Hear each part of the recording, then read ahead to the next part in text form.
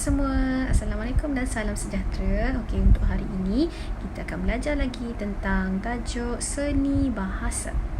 Okey semua, kalau kamu nak tahu apa itu seni bahasa, okey, seni bahasa ni dia banyak sangat maksud dia. Okey, dia menunjukkan kreativiti kita, dia menunjukkan keupayaan kita berimajinasi. Kenapa kamu kena belajar seni bahasa ni?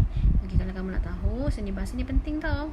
Kalau kita nak menunjukkan bakat kita kan, ada setengah murid tu dia pandai menyanyi, dia pandai bersyair, dia pandai berpantun. Okey, dari sini kita akan belajar.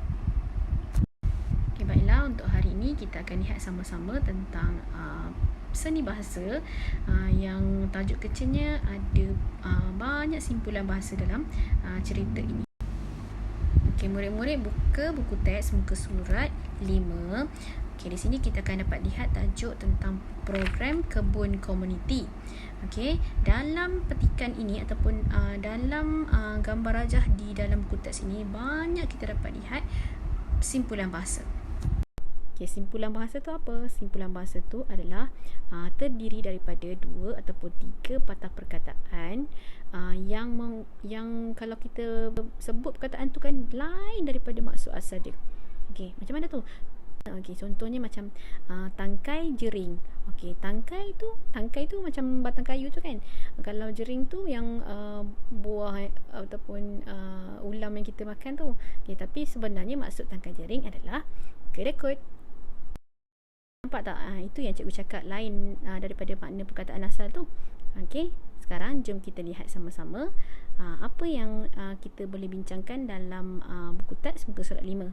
Hari ini kita akan bincangkan tentang simpulan bahasa ya. Jom. Tajuknya adalah program kebun komuniti. Okey, Encik Husin membawa anaknya Hadif dan Hajar ke kebun komuniti di kawasan perumahan mereka.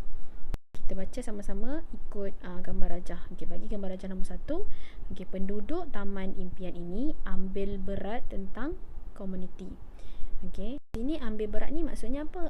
Seperti prihatin ataupun ambil tahulah tentang kebun tu. Okey, dan yang kedua, jom kita tengok. Saya kagum melihat mereka berganding bahu mengusahakan kebun ini. Okey, tengok tulisan warna merah, berganding bahu. Apa maksudnya? Okay, untuk simpulan bahasa berganding bahu maksudnya bekerjasama ataupun bersama-sama mengusahakan kebun. Okay, bagi gambar rajah yang ketiga, dia tak ada dialog. Okay, dia hanya bagi gambar rajah. Kemudian dia bagi simpulan bahasa yang pertama iaitu besar hati dan yang kedua mandi peluh. Baiklah murid-murid, apa yang dimaksudkan dengan besar hati? Okay, bukan hati orang tu besar, bukan. Okay, besar hati maksudnya dia seronok, dia gembira, dia berbangga. Okay, dia tengok kebun tu cantik macam tu, dia seronok lah. Baiklah, seterusnya tentang mandi peluh. Okay, bukannya awak tadah peluh awak mandi, tak. Okay, mandi peluh maksudnya bekerja yang terlalu kuat sampai mengeluarkan peluh. Okay, itu mandi peluh. Okay, simpulan bahasa yang pertama untuk gambar rajah yang keempat, sekangkang kera. Okay, apa maksud sekangkang kera tu?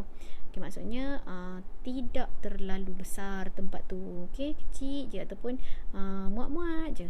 Itu maksud sekangkang kera. Okey, baiklah, sekarang kita lihat simpulan bahasa menambat hati. Okey, menambat hati ni maksudnya ingin memikat ataupun menarik hati seseorang.